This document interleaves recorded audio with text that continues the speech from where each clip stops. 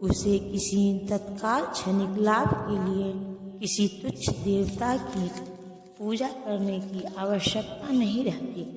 इस संसार के देवता तथा उनके पूजक इस संसार के संहार के साथ ही विनष्ट हो जाएंगे। देवताओं के वरदान भी भौतिक तथा क्षणिक होते हैं। यह भौतिक संसार तथा इसके निवासी, जिनमें देवता तथा उनके पूजक भी सम्मिलित हैं, विराट सागर में बुलबुलों के समान है, किंतु इस संसार में मानव समाज क्षणिक वस्तुओं यथा संपत्ति, परिवार तथा भोग की सामग्री के पीछे पागल रहता है। ऐसी क्षणिक वस्तुओं को प्राप्त करने के लिए लोग देवताओं की या मानव समाज के शक्तिशाली व्यक्तियों की पूजा करते हैं। यदि कोई व्यक्ति किसी राजनीतिक नेता की पूजा करके सरकार में मंत्री पद प्राप्त कर लेता है तो वह सोचता है कि उसने महान वरदान प्राप्त कर लिया है। इसीलिए सभी व्यक्ति तथाकथित नेताओं को साष्टांग प्रणाम करते हैं, जिससे वे क्षणिक वरदान प्राप्त कर सके। और सचमुच उन्हें ऐसी वस्तुएं मिल भी जाती हैं। ऐसे मूर्ख व्यक्ति इस संसार के कष्टों के अस्थायी निवारण के लिए कृष्ण भावनामृत में अभिरुचि नहीं दिखाते। वे सभी इंद्रिय भोग के पीछे दीवाने रहते हैं और थोड़े से इंद्रिय सुख के लिए वे शक्ति प्रदत्त जीवों की पूजा करते हैं, जिन्हें देवता कहते हैं।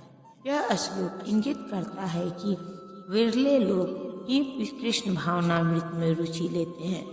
अधिकांश लोग भौतिक भोग में रुचि लेते हैं। फलस्वरूप वे किसी न किसी शक्तिशाली व्यक्ति की पूजा करते हैं। प्रकृति के तीनों गुणों और उनसे संबंध कर्म के अनुसार मेरे द्वारा मानव समाज के 4 विभाग रचे गए।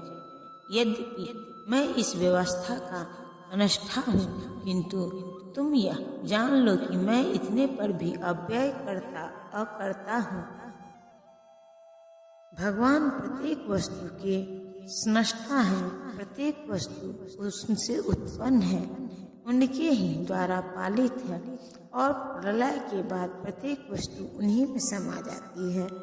अतः वे ही वर्णाश्रम व्यवस्था में स्रष्टा है, जिसमें वह सर्वप्रथम बुद्धिमान मनुष्यों का वर्ग आता है, जो शत्रुगुणी होने के कारण ब्राह्मण कहलाते हैं। द्वितीय वर्ग प्रशासक वर्ग का है, जिन्हें रजोगुणी होने के कारण क्षत्रिय कहा जाता है। वणिक वर्ग या वैश्य कहलाने वाले लोग रजो तथा तमोगुण के मिश्रण से युक्त होते हैं और शूद्र या श्रमिक वर्ग के लोग तमोगुणी होते हैं। मानव समाज के इन 4 विभागों की सृष्टि करने पर भी भगवान इनमें से किसी विभाग वर्ण में नहीं आते, क्योंकि वे उन बुद्धिजीवों में से नहीं है जिनका एक अंश मानव समाज के रूप में है। मानव समाज भी किसी अन्य पशु समाज के तुल्य है, किंतु मनुष्यों को पशु स्तर से ऊपर उठाने के लिए ही उपयुक्त वर्णाश्रम की रचना की गई, जिससे क्रमिक रूप से कृष्ण भावनामृत विकसित हो सके। किसी विशेष व्यक्ति की किसी कार्य के प्रति प्रवृत्ति का निर्धारण उसके द्वारा अर्जित प्रकृति के गुणों द्वारा किया जाता है। गुणों के अनुसार जीवन के लक्षणों का वर्णन इस ग्रंथ के 18वें अध्याय में हुआ है, किंतु कृष्ण भावना भावित व्यक्ति ब्राह्मण से भी बढ़कर होता है। यद्यपि गुण के अनुसार ब्राह्मण को ब्रह्मा या परम सत्य के विषय में ज्ञान होना चाहिए, किंतु उनमें से अधिकांश भगवान कृष्ण के निर्विशेष ब्रह्म स्वरूप को ही प्राप्त कर पाते हैं। किंतु जो मनुष्य ब्राह्मण के सीमित ज्ञान को लांघकर भगवान श्री कृष्ण के ज्ञान तक पहुंच जाता है, वही कृष्ण भावना भावित होता है, अर्थात वैष्णव होता है। कृष्ण भावनामृत में कृष्ण के विभिन्न अंशों यथा राम, नृसिंह, वराह आदि का ज्ञान सम्मिलित है, और जिस तरह कृष्ण मानव समाज की इस चातुर्य वर्ण प्रणाली से परे है, उसी तरह कृष्ण भावना भावित व्यक्ति भी इस चातुर्वर्ण प्रणाली से परे होता है। चाहे हम इसे जाति का विभाग कहें, चाहे राष्ट्र अथवा संप्रदाय का, मुझ पर किसी कर्म का प्रभाव नहीं पड़े, न ही मैं कर्म फल की कामना करता हूँ। जो मेरे संबंध में इस सत्य को जानता है वह भी कर्मों के फल के पास में नहीं पड़ेगा। जिस प्रकार इस भौतिक जगत में संविधान के नियम हैं जो यह बताते हैं कि राजा न तो दंडनीय है न ही किसी राज नियमों के अधीन रहता है, उसी तरह यद्यपि भगवान इस भौतिक जगत को अनष्टा के हैं, किंतु वे भौतिक जगत के कार्यों से प्रभावित नहीं होते। सृष्टि करने पर भी वे इससे पृथक रहते हैं, जबकि जीवात्माएं भौतिक कार्यकलापों के सकाम कर्म फलों में बंधी रहती है, क्योंकि उनमें प्राकृतिक साधनों पर प्रभुत्व दिखाने की प्रवृत्ति रहती है। किसी संस्थान का स्वामी कर्मचारियों के अच्छे बुरे कार्यों के लिए उत्तरदायी नहीं, कर्मचारी इसके लिए स्वयं उत्तरदायी होते हैं। जीवात्माएं अपने अपने इंद्रिय तृप्ति कार्यों में लगी रहती है, किंतु ये कार्य भगवान द्वारा निर्दिष्ट नहीं होते। इंद्रिय तृप्ति की उत्तरोत्तर उन्नति के लिए जीवात्माएं इस संसार के कर्म में प्रवृत्त है और मृत्यु के बाद स्वर्ग सुख की कामना करती रहती है। स्वयं में पूर्ण होने के कारण भगवान को तथाकथित स्वर्ग सुख का कोई आकर्षण नहीं रहता। स्वर्ग के देवता उनके द्वारा नियुक्त सेवक है। स्वामी कभी भी कर्मचारियों का सा निम्न स्तरीय सुख नहीं चाहता। वह भौतिक क्रिया प्रतिक्रिया से पृथक रहता है।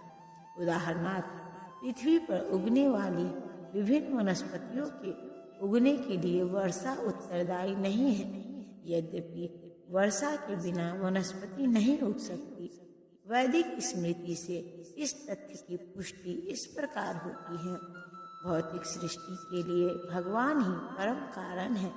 प्रकृति तो केवल निमित्त कारण है, जिससे विराट जगत दृष्टिगोचर होता है।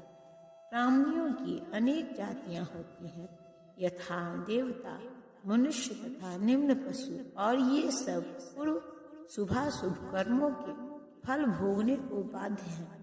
भगवान उन्हें ऐसे कर्म करने के लिए केवल समुचित सुविधाएं तथा प्रकृति के गुणों के नियम सुलभ कराते हैं, किंतु वे उनके किसी भूत तथा वर्तमान कर्मों के लिए उत्तरदायी नहीं होते। वेदांत सूत्र में पुष्टि हुई है कि भगवान किसी भी जीव के प्रति पक्षपात नहीं करते। जीवात्मा अपने कर्मों के लिए स्वयं उत्तरदायी है।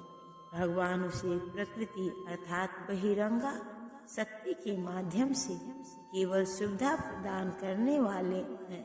जो व्यक्ति इस कर्म नियम की सारी बारीकियों से भली भांति अवगत होता है, वह अपने कर्मों के फल से प्रभावित नहीं होता।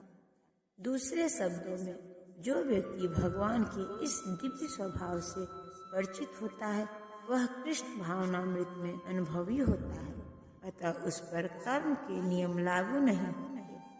जो व्यक्ति भगवान के दिव्य स्वभाव को नहीं जानता और सोचता है कि भगवान के कार्यकलाप सामान्य व्यक्तियों की तरह कर्म फल के लिए होते हैं, वे निश्चित रूप से कर्म फलों में बंध जाते हैं। किंतु जो परम सत्य को जानता है, वह कृष्ण भावनामृत में स्थिर मुक्त जीव है।